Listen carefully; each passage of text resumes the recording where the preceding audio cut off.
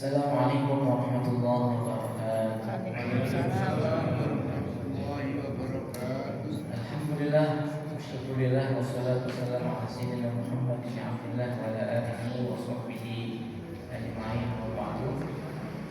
Jemaah salat subuh Sidul Iman yang dirahmati Allah, alhamdulillah wa syukurillah.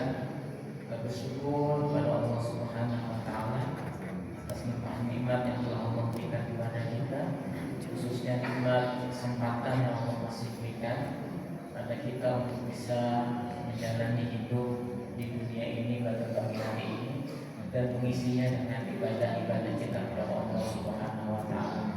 Mudah-mudahan semua amal ibadah kita diterima oleh Allah Subhanahu wa taala dan kita termasuk bagian dari umat manusia yang mendapatkan husnul khotimah. Ini posisi duduknya berubah. Ibu lebih banyak mendapatkan tempat untuk bersandar biasanya. Bismillahirrahmanirrahim.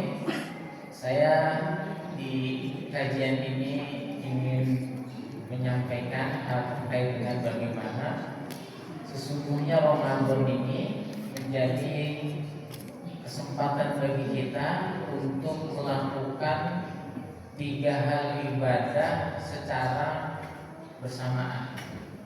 Saya menyebutnya dengan bahasa ibadah puasa yang kafah, yang semua anggota badannya ikut puasa.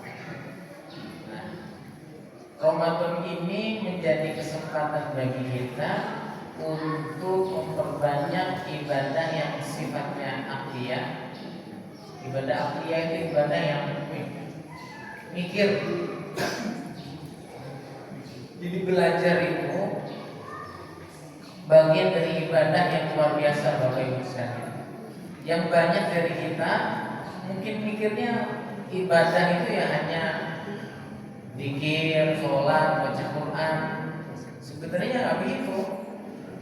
Nggak cuma sekedar baca Qurannya, nggak cuma sekedar baca zikirnya, tetapi bagaimana akal kita ini bisa ikut aktif untuk terlibat di dalam ibadah kita. Makanya saya sebutnya dengan ibadah akliyah.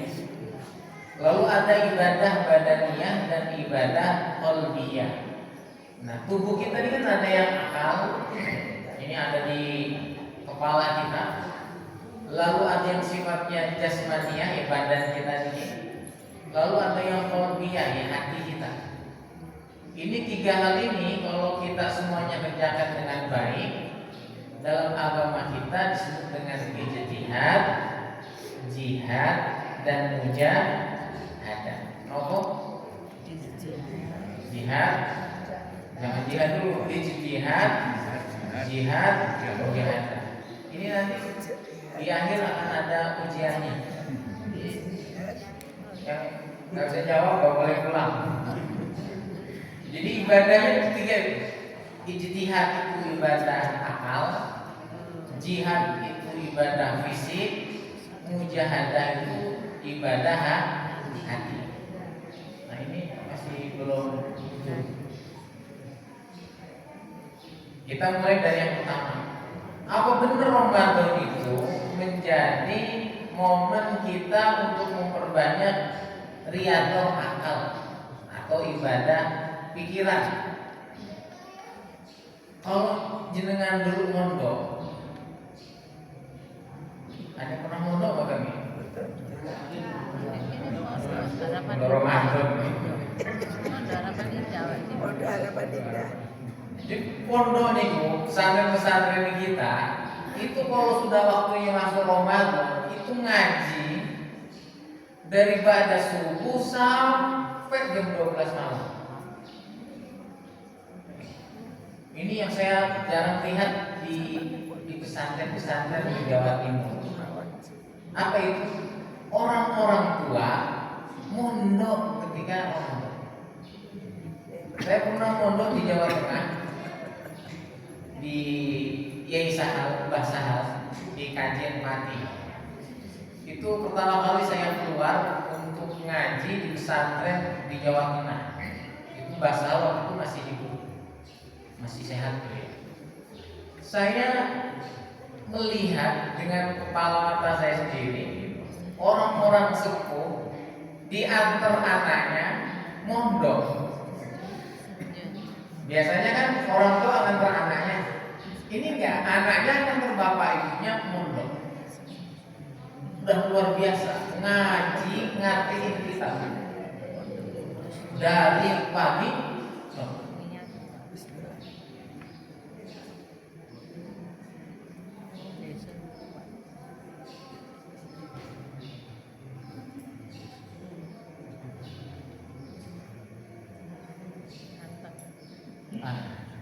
Ya sama aja, Arab-Arab juga.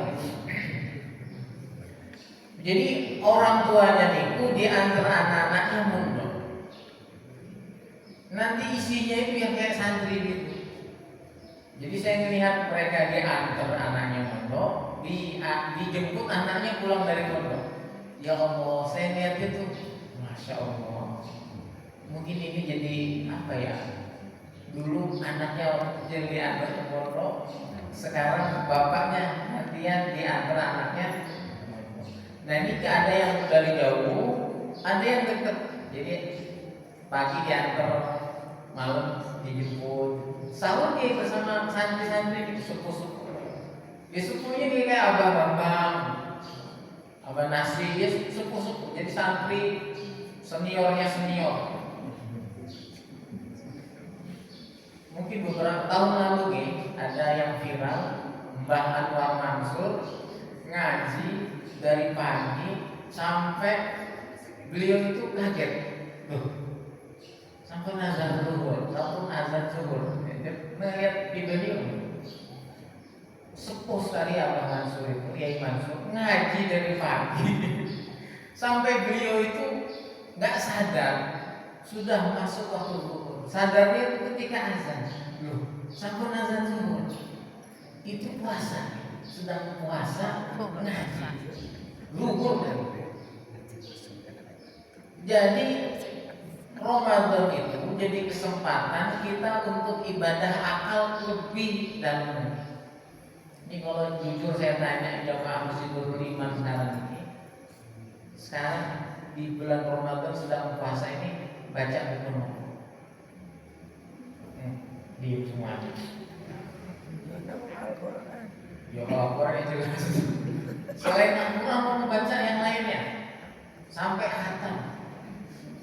Kiai dulu itu Sahih Bukhari itu 4 jilid, ada yang 2 jilid. Khatam di bulan Ramadan, baca, nggak dibaca diartikan. Masya Allah, seperti itu. Nah sekarang ini saya melihat di kampus saya di UIN atau di UIN, bulan Ramadan dikurangi jam belajar. Biasanya saya tuh masuk kalau gua SKS nih 6:30, keluarnya jam 8. Karena puasa masuk jam 7, selesai ya. Nah, jadi kortingannya hampir 1 jam. Ya enak kalau gajinya nggak dipotong.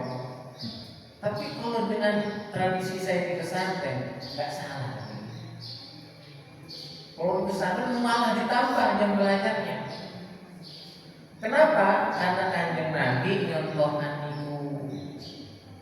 Nih saya bacakan hadisnya. Karena Rasulullah Shallallahu Alaihi Wasallam ajwadan nas bil khair. Kanjeng Nabi itu orang yang paling baik dengan kebaikan, paling aman. Wa kana ajwadan ma yakunu fi syahri Ramadan. Kalau beliau itu di bulan Ramadan kebaikannya berlipat-lipat, romannya berlipat-lipat.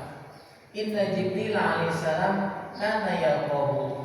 Malaikat Jibril itu ya, di bulan Ramadan menemui baginda Rasulullah sallallahu alaihi wasallam. Fi kulli sanatin, dalam setiap tahun itu nanti ketemu rutin itu di bulan Ramadan. Sampai beliau kunduk. Apa yang dilakukan Kanjeng Nabi dan malaikat Jibril di bulan Ramadan? Faya'ridu alaihi Rasulullah sallallahu alaihi wasallam Al-Qur'an. Kanjeng Nabi itu nyetorkan bacaan Al-Qur'an kepada malaikat Jibril.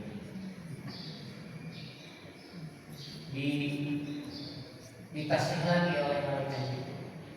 Bahkan di tahun terakhir beliau wafat, ketemunya itu nggak cuma satu kali, tetapi dua kali. Maka perintah dalam Al-Quran yang pertama kali turun dalam surah Al-Alaq itu apa? Iqra. Diturunkan pada bulan apa? Ramadan. Kenapa? Supaya Ramadan itu akalnya umat muslim itu tambah matang, tambah pinter, tambah giat. Saya bersyukur nih anak saya setelah di pondok pulang di pondok Sidogiri itu kalau Ramadan malah pulang. Ngapain? Saya tanya, nak, kamu libur 53 hari mulai dari pertengahan Sa'ban sampai pertengahan Syawal, kamu ngapain? Ngaji ya? Yaudah, ngaji sama ayah ya, sama ngaji di pondok Gasek ya maksud. Jadi jam 1 saya antar sana. Maunya saya itu jam 5 saya jemput lah. Gak mau ya. Saya ngajinya itu sampai zuhur, sampai maghrib. Mau ngaji sampai Marzuki. Jadi buka puasa baru berhenti azan. Seneng tuh mau lihat ada anak kecil semangat belajar. Masya Allah, ini mudah-mudahan di sini juga begitu. Kajian-kajian setelahnya ada kajian lagi. Ibadah ya, kajian juga ibadah. Jadi selesai jam 6 ya kan? Setengah 7 ada kajian lagi. Berarti nanti jam 11 kajian lagi. Punya kajian kok di sini. Berlibat gitu ya. Luar biasa. Hatam berapa kitab? Sahih Bukhari dihatamkan, Sahih Muslim dihatamkan, Riyadhus Shalihin dihatamkan, Jawahirul Bukhari dihatamkan, Himayatul Akhir dihatamkan. Pokoknya isinya kitab kok di sini. Wah, itu luar biasa. Kalau kita bisa begitu. Kalau belum dimulai, ya monggo dikadakan kajian individu atau halakoh kecil. Misalnya baca kitab terjemah Jawahirul Bukhari, atau baca kitab fikih yang tipis, yang itu nafis, nggak bisa Arabnya, terjemahnya. Yang penting yang menerjemahkan jelas orangnya. Ya, jangan nanti terjemahan Jawahirul Bukhari yang terjemah Pak Bahlil yang nggak cocok. Menteri SDM gitu kan, terjemahan kitab. Nah ini yang kita kurangi di bulan Ramadan, memperbanyak membaca. Baca buku masak boleh, game main lah nanti. Yang penting buku gitu dan belajar. Itu yang pertama. Yang harus digarap itu akalnya dulu. Karena kalau akalnya nggak penuh, walaupun waras, nanti jihadnya juga ngawur, mujahadahnya dia ngawur. Jadi akalnya dulu diberesin, dibagusi. Kalau akalnya sudah bagus, nanti pintu jihadnya juga canggih, mujahadahnya juga bagus. Dulu di Ma'had itu motonya jihad, ijtihad, mujahadah. Saya bilang, kok belum apa-apa wis jihad dulu mah. Ijtihad dulu, mikir dulu, baru berjihad. Jadi urutannya ijtihad dulu, berpikir dulu. Ingat ya Bapak Ibu, ijtihad, jihad, mujahadah. Ketiga kata ini dari satu kata, juhdun. Nopo juhdun ini? Capek. Jadi ijtihad, jihad, mujahadah itu dari satu kata. Nopo? Al-juhdu. Apa artinya al-juhdu itu? Capek, lelah, letih. Kalau ada orang belajar nggak capek, belum sinau. Nah ini orang ijtihad, orang belajar itu harus capek. Maka kalau saya lihat anak saya pulang dari sekolah capek, ya jangan kasihan yang begitu belajar. Memang harus letih. Nah ini yang pertama. Yang pertama dan yang utama, belajar di bulan Ramadan harus dilipat gandakan. Yang kedua, Ramadan itu bulan riyadhah fisik, latihan fisik, atau kita sebut dengan jihad. Maka banyak perang itu terjadi di bulan Ramadan. Perang Badar itu terjadi pada tahun 2 Hijriah. Di tahun pertama kewajiban puasa, di tahun itu ada perang Badar. Apa muslimin ketika perang Badar itu puasa? Nah, ada hadisnya dari riwayat Imam Muslim, an Abi Sa'id Al-Khudri radhiyallahu anhu, safarna ma'a Rasulillah sallallahu alaihi wasallam ila Makkah wa nahnu syiyam. Jadi kita ini safar bepergian ke Mekah dalam kondisi puasa. Pada zaman manzilan lalu kami menempati satu tempat, faqala Rasulullah sallallahu alaihi wasallam, innakum qad danawtum min aduwwikum wal fitru atwalahu. Apa kata Nabi? Kalian ini sudah dekat dengan musuh. Kalau bisa mokel mawon. Yang dari puasa jangan puasa. Fakana rukhsatan. Wa minna man shoma wa minna man afṭar. Perintah pertama, ada yang masih puasa, ada yang mokel. Enggak apa-apa. Tetapi summa nazalna manzilan akhar, kemudian kami berhenti pada satu lokasi lagi. Faqala, kanjeng Nabi bersabda, innakum musbihu aduwikum wal fitru aqwalakum fa'afdiru. Ini perintah. Besok pagi kalian akan ketemu musuh. Besok pagi kita perang. Karena besok pagi kita perang, wal fitru aqwalakum, kalau bisa ini harus mokel saja.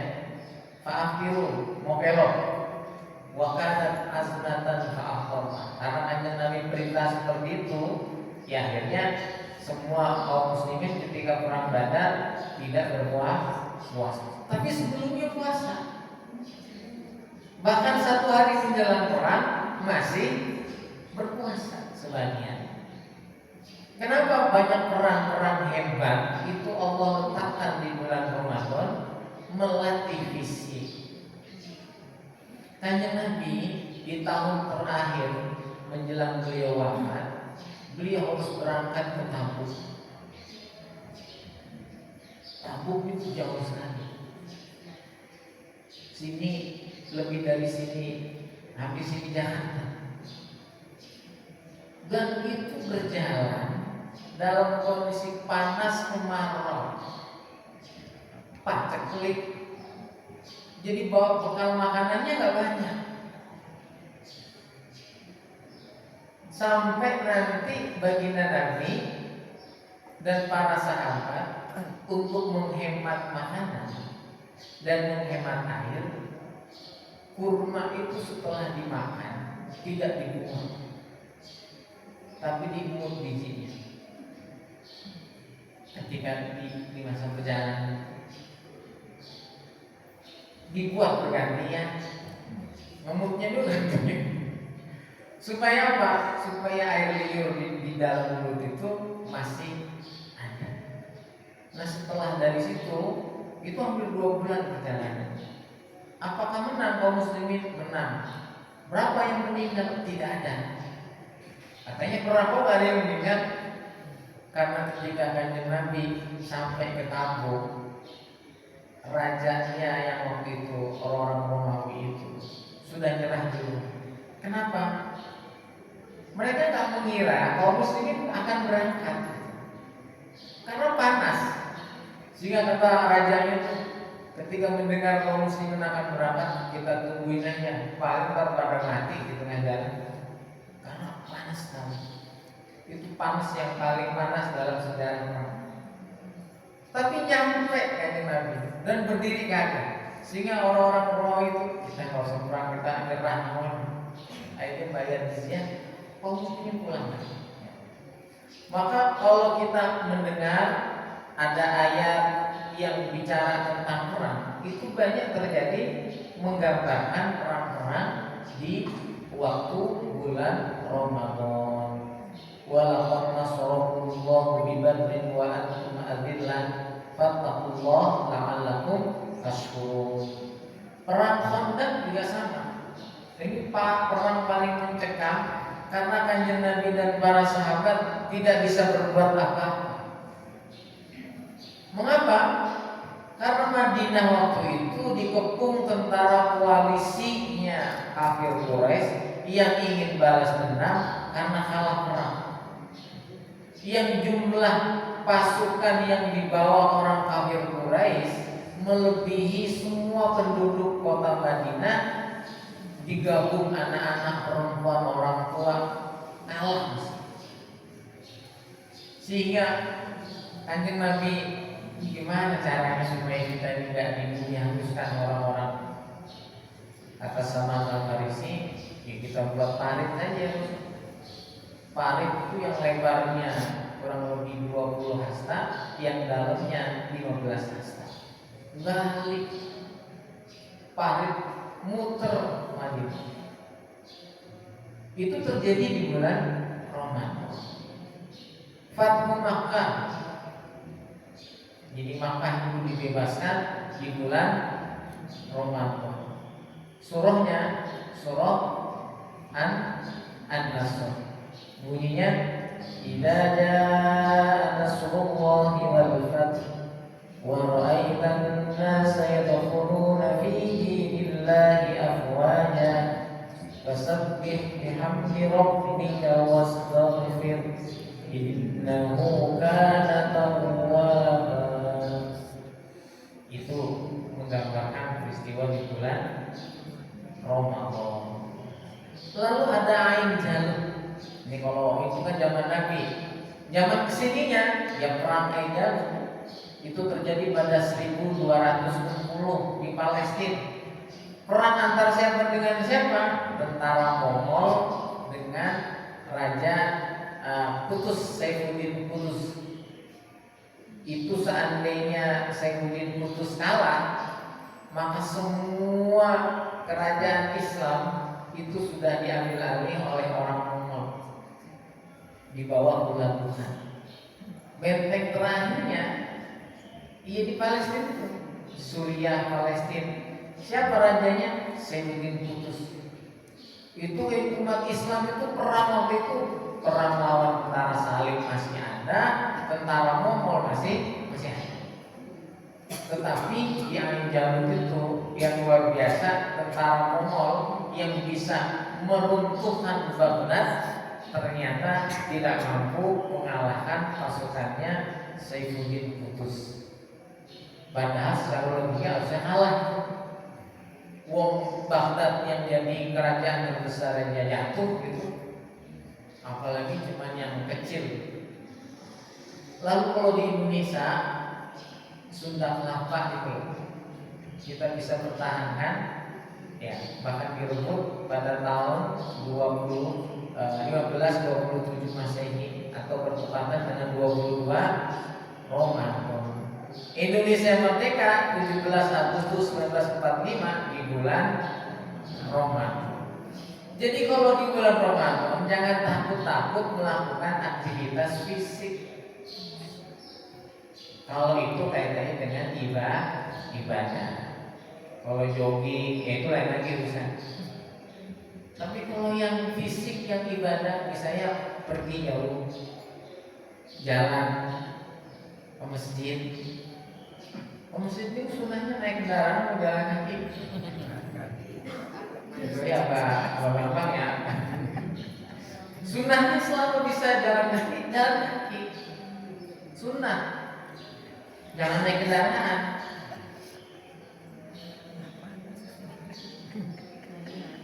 Kalau bisa, apalagi sholat Jumat itu sunnahnya jalan kaki. Itu jelas kalau jalannya. Jangan takut puasa capek. Justru di bulan puasa itu aktivitas fisik untuk ibadah naikkan volumenya. Nah, yang terakhir Ramadan dan olah rasa qalbu mujahadah. Gimana cara mujahadah yang bagus di bulan Ramadan? Iktikaf di masjid. Jangan iktikaf depan TV. Iktikaf di masjid.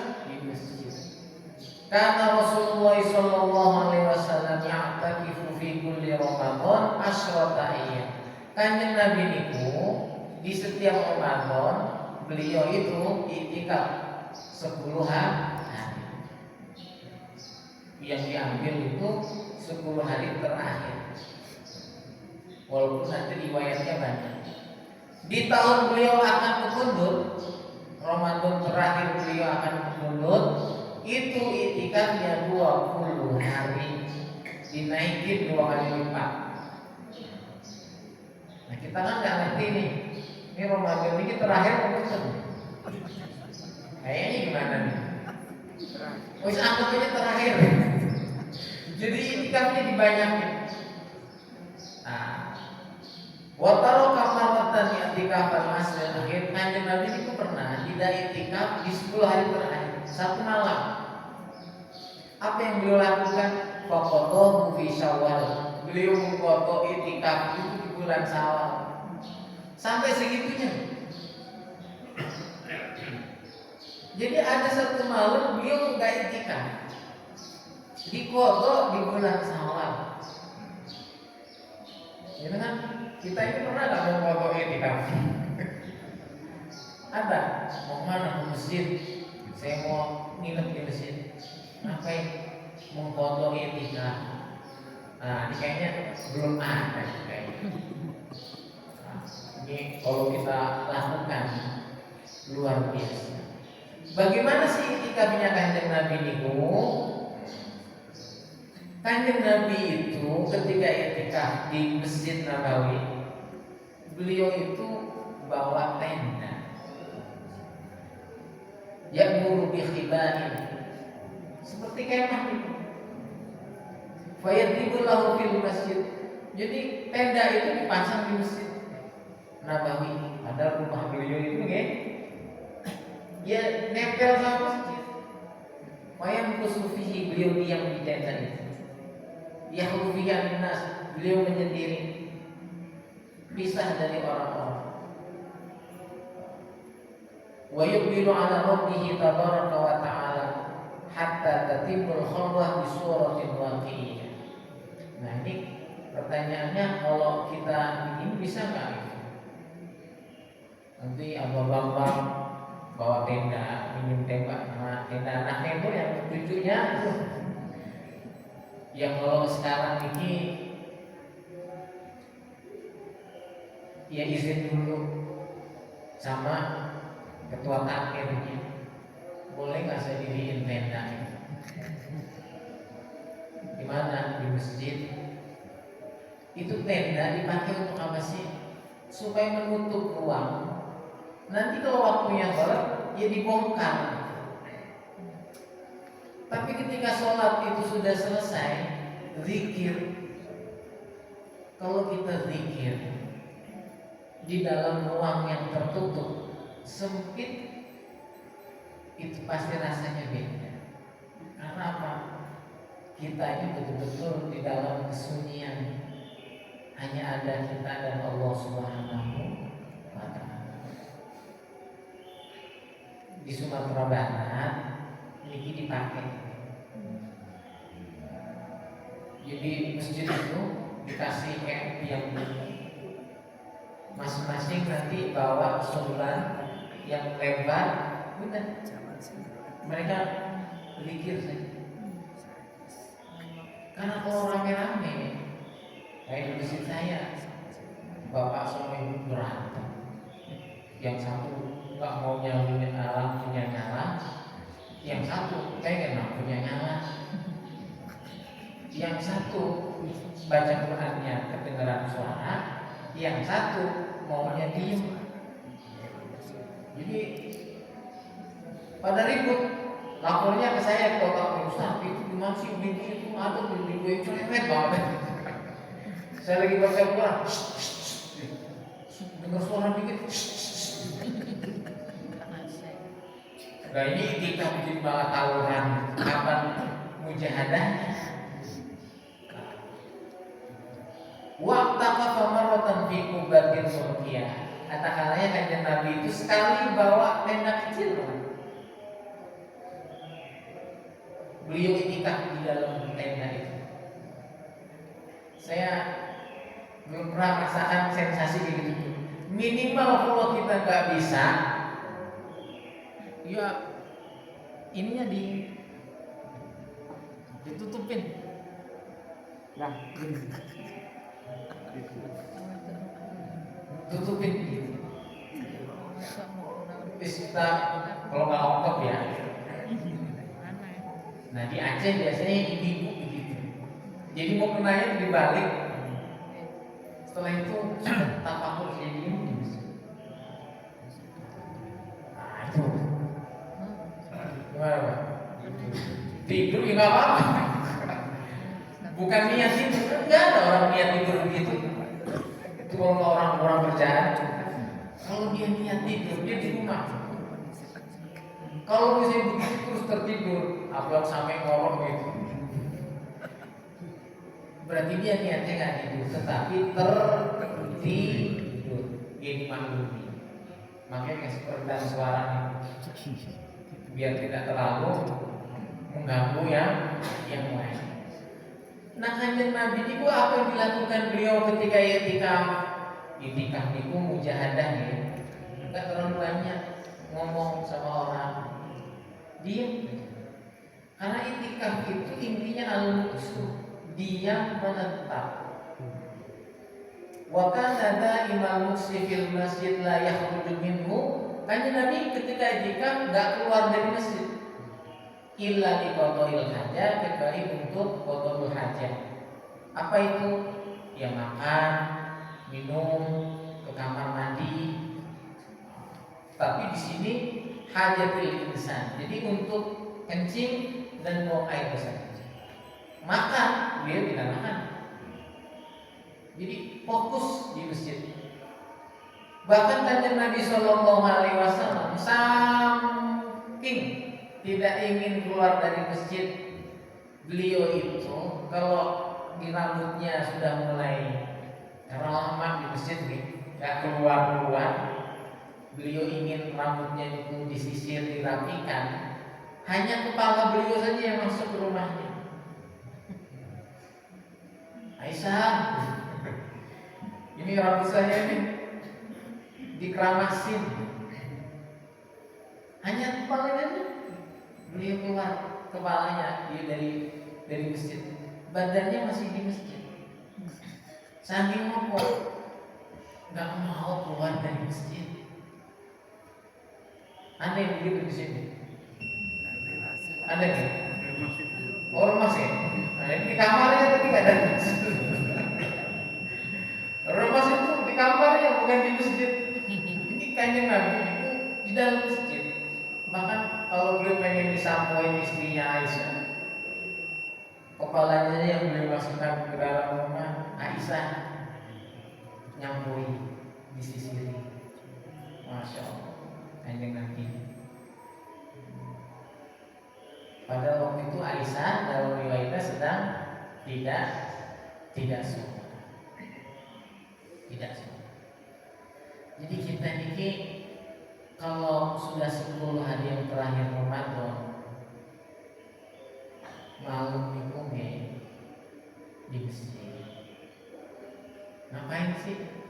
Diam saja di masjid. Gak usah ngomong. Kanjeng Nabi itu 10 hari terakhir di bulan bulan Ramadan beliau habiskan di masjid, sampai istri beliau itu kalau butuh sesuatu datang ke masjid. Dalam riwayat yang ini, Sofiyah itu pernah mendatangi Kanjeng Nabi ketika beliau sedang i'tikaf di Masjid Nabawi di 10 hari yang terakhir di bulan Ramadan.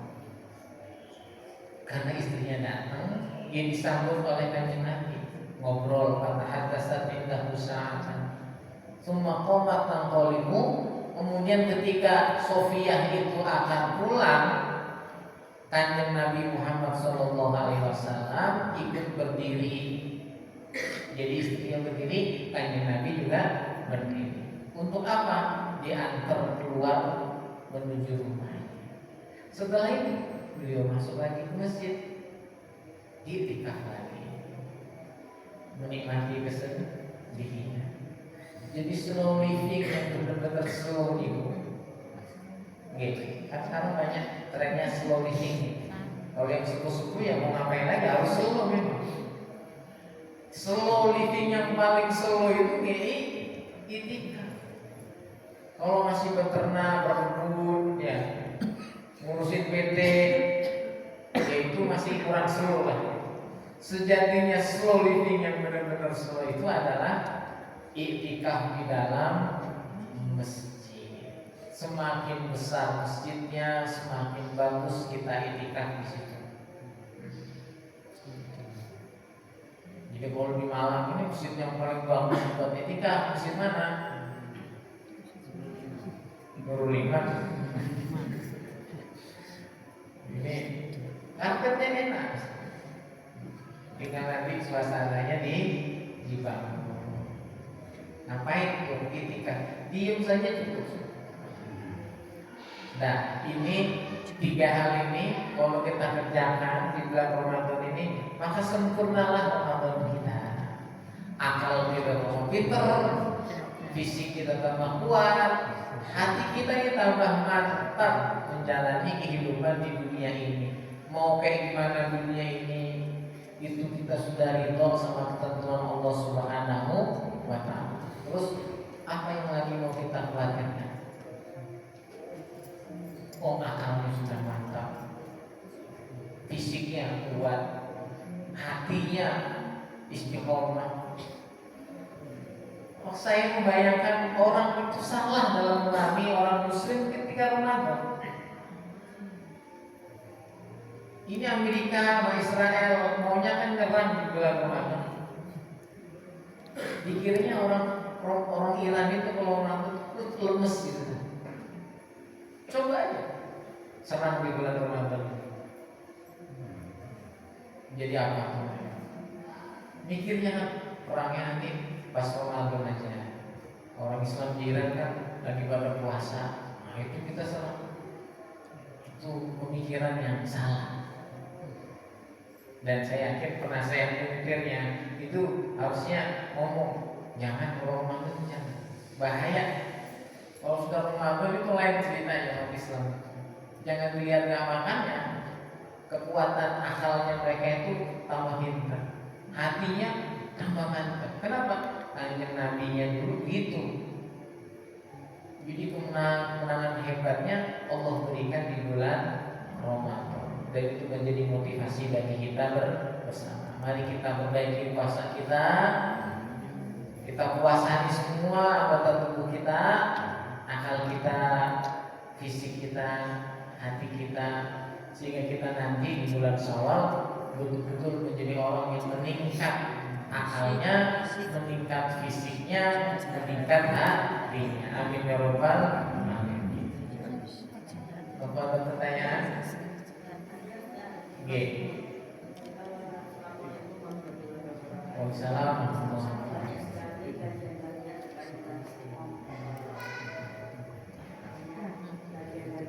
Yang dilakukan oleh Rasulullah di dalam 10 hari terakhir Ramadan. Yang masih sedikit tentang bagaimana yang dikerjakan oleh istri Rasulullah, utamanya Siti Aisyah, dalam melakukan ibadah di 10 hari terakhir ataupun istri yang lain. Demikian. Nih, Kanjeng Nabi itu memang sosok yang tidak mau memberatkan umatnya. Beliau hanya ngasih contoh. Jadi Kanjeng Nabi itu dari puasa hanya 8 hari. Atau Ramadan itu 8 hari. Para sahabat baru ngeh, maksudnya baru ngeh itu, oh begini Ramadan itu. Maka ketika Rasulullah wafat, kebiasaan itikaf Kanjeng Nabi di 10 hari yang terakhir itu diikuti oleh istri-istri. Jadi ini hebatnya guru Rasulullah SAW begitu. Jadi orang itu diminta untuk berpikir, melihat beliau dulu. Beliau tidak, ayo ini. Tetapi begini, 10 hari yang terakhir Kanjeng Nabi itu akan mengajak para istri dan keluarganya untuk lebih giat lagi beritikaf. Tapi yang seperti Kanjeng Nabi ya zaman Nabi hanya Rasul saja gitu. Kanjeng Nabi niku kalau sudah ini 10 hari yang terakhir itu pintu rumah putri-putrinya diketuk, sholat, ibadah. Nah itu yang dilakukan oleh Rasul dan juga sahabat-sahabat Rasul. Sepeninggal Kanjeng Nabi, wah ini sosok Kanjeng Nabi yang dilakukan di bulan Ramadan itu menjadi inspirasi yang luar biasa bagi para sahabat dan terutama keluarganya. Satu persatu. Jadi apa yang dilakukan Kanjeng Nabi sepeninggal beliau, wah itu diikutin. Ini nanti begini Bapak Ibu.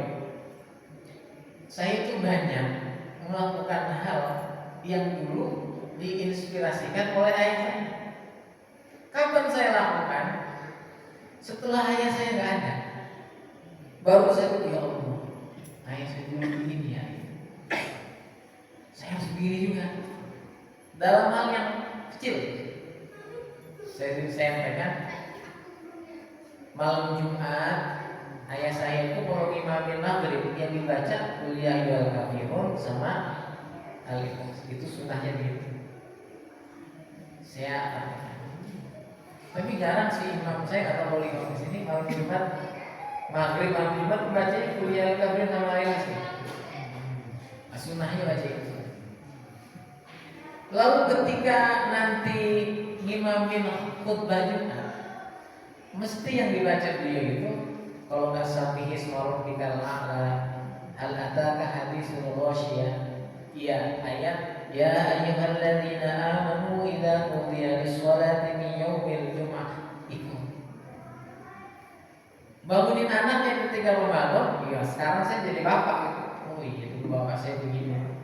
Jadi begitu Ibu. Jadi Kanjeng Nabi dan keluarga Kanjeng Nabi meniru apa yang dilakukan oleh istri-istri oleh Kanjeng Nabi Nabi Muhammad sallallahu alaihi wasallam. Tata cara iktikafnya. Sampai itu ke Aceh, ke Sumatera Barat ada tradisi bangun kemah di masjid untuk iktikaf. Itu dari mana contohnya? Ya dari Kanjeng Nabi Muhammad, bukan niru orang camping di hutan. Kanjeng Nabi dulu begitu. Gitu kan? Saya kira ada lagi? Oke, Mbak. Ustaz, kalau itu sekarang Ustaz kan masih aktif ya. Tidak ada terbayang enggak nanti kalau saya pensiun iktikafnya gimana gitu. Bagaimana bisa melaksanakan Nunggu pensiun. rendah paling enggak sekarang sudah terbayang oh gitu ya. Nabi seperti itu. Mudah-mudahan saya nanti kalau pensiun bisa seperti itu. Iya harus begitu. Harus begitu. Kalau cuma kita niatin saja nggak kita lakuin, ya lumayan lah kita sudah punya azam kebaikan. kalau bisa sih kita lakukan sedikit demi sedikit. Nggak bisa sampai kumpul itikaf ya 1 malam lah kita itikaf. Kanjeng Nabi itu begini biasanya. 10 hari yang pertama beliau ngambil 1 malam itikaf full. 10 hari yang kedua 1 hari beliau ambil itikaf full. 10 hari selesai. 10 hari itikaf Full itu dari Isya sampai subuh. Itu rumahnya di sebelahnya, jadi sahurnya itu sebelah. Nah, itu rumahnya agak jauh. Maksudnya nasi itu mohon takmir menyediakan sahur gitu ya. Di masjid saya ada sahur bersama. Yang itikaf pasti ada soto ada. Jadi banyak yang ini. Terutama sebagai terakhir. Jadi kan khawatir makannya di masjid. Hanya Nabi kan sering beliau itu buka puasa sekaligus sahur. Itu baik khusus untuk kanjeng Nabi. Jadi kan gak usah ikut-ikut makan kurma cuma 3 minggu itu nggak makan lagi. Dia masuk UBD gitu. Ya, kalau kanjeng Nabi fisiknya kan yang kuat. Kalau berpikirnya kalau kanjeng Nabi kan rumahnya nempel. Kanjeng Nabi itu kan beliau keliling, nggak cuma di rumahnya Aisyah saja. Yang nempel dengan mesin, ya rumah dengan Aisyah, dengan istri yang lain, kan? Ya geser, walaupun ya nggak jauh-jauh juga dari Masjid Nabawi, tapi ya sekitar situ. Yang nempel yang ada di dalam masjid itu ya rumah dengan Aisyah. Kalau dengan 8 istri yang lainnya, panasnya kan 1 istrinya. Jadi nggak perlu harus 5 hari maksudnya kan, cuma di situ aja rumahnya. Aman insyaallah. Oke, mudah-mudahan kita bisa menghidupkan Ramadan kita tahun ini. Kalau nggak bisa full 10 Ramadan yang terakhir, ya malam ganjil lah untuk kita isi dengan iktikaf kita di masjid yang kita cintai ini, masjid kita bersama, kendaraan kita, perahu kita nanti bareng-bareng menuju surganya Allah Subhanahu wa Ta'ala. Iktikaf itu kan yang dianjurkan yang 10 hari yang terakhir. Bagaimana yang tadi yang ganjil yang genap gimana? Kalau kanjeng Nabi 10 hari itu full. Ganjil genap itu. Yang penting 10 hari dari tanggal 20, 21, 22, 23 sampai ini itu itikaf semuanya. Tapi kan anjurannya itu kan yang ganjil ya. Itu ulama fikih. Kalau bisa kita mencari bisa Lailatul Qadar. Tapi kalau intinya kanjeng Nabi itu 10 hari terakhir bulan Ramadan. Tidak hitung ganjil genap, tapi 10 hari. Gitu.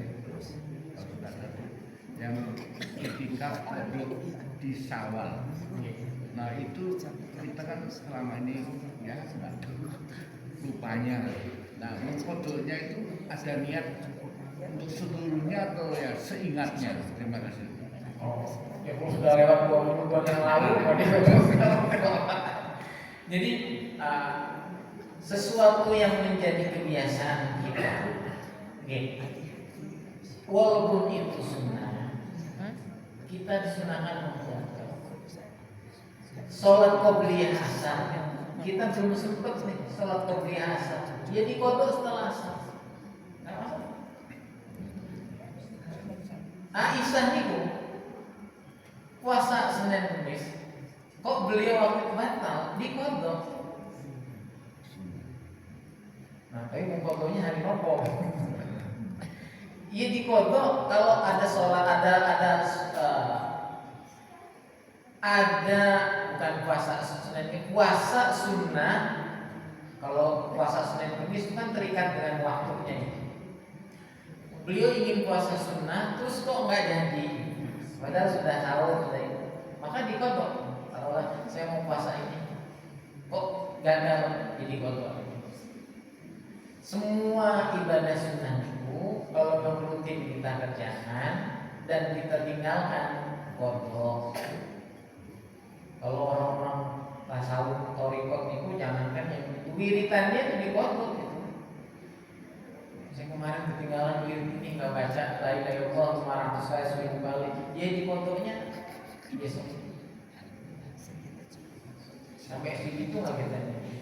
Biasanya baca Quran 1 juz setiap hari. Oh hari ini nggak baca, ya besoknya tambah lagi 2 juz. Yang 1 juznya mengkodok juz yang kemarin. Gitu. Tapi kalau yang nggak biasa, nggak bisa itikaf, ngapain? Kodok, awam tuh nggak biasa itikaf. Apa yang mau dikodok? Oh nggak bisa. Itikafnya aja belum pernah. Itikafnya belum pernah tuh mau kodok ini. Gitu lagi. Kalau kita kan memang nggak biasa itikaf, jadi nggak usah kodok ini kan mau nggak biasa itikaf. Berapa puluh tahun dikodok. Ustaz menambahkan Ustaz terkait dengan itikaf ini, kalau bapak-bapak sepertinya mudah dilaksanakan atau melakukannya. Yang terkait dengan ibu-ibu apalagi budaya di Indonesia kan semuanya yang namanya pekerjaan domestik itu tanggung jawab sepenuhnya dilakukan oleh para istri, menyediakan makan sahur dan sebagainya. Nah, kapan itikafnya? Itikafnya di dapur itu. Memang ini rekodnya fikih Indonesia begitu. Padahal kalau fikih Syafi'i, bab ibu-ibu itu tidak wajib menyediakan makan. Yang wajib itu malah bapak-bapak. Itu kalau kita ngikutin fikih Syafi'i.